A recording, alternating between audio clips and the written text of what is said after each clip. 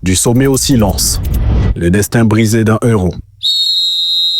Emmanuel Eboué, né à Abidjan, avait conquis l'Europe. De la SEC Mimosa au plus grand stade de Premier League, il portait fièrement les couleurs de l'Afrique, avec un sourire que rien ne semblait pouvoir effacer. Chez Arsenal, il était adoré. Vitesse, énergie, c'était un guerrier.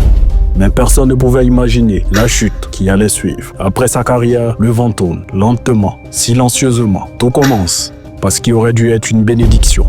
Son mariage, mais derrière les apparences, c'était un piège légal, émotionnel, financier. Lors du divorce, sa femme obtient absolument tout. La maison, l'argent, la garde de leur enfant. Eboué le millionnaire se retrouve à dormir sur un matelas chez un ami, ruiné.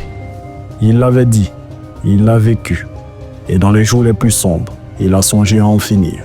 Oui, le héros avait disparu. Mais l'histoire ne se termine pas là, car même dans l'effondrement, il restait une flamme. Galatasaray, son ancien club l'appelle, non pas pour jouer, mais pour transmettre, pour encadrer, une main tendue, un souffle de vie. Aujourd'hui, Eboué parle, il ose, il met des mots sur ses blessures.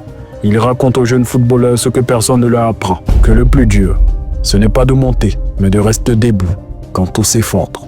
Il a connu la gloire, l'amour, puis la trahison, et il oublie. Mais il est toujours là, debout, et c'est ce qui fait de lui une légende.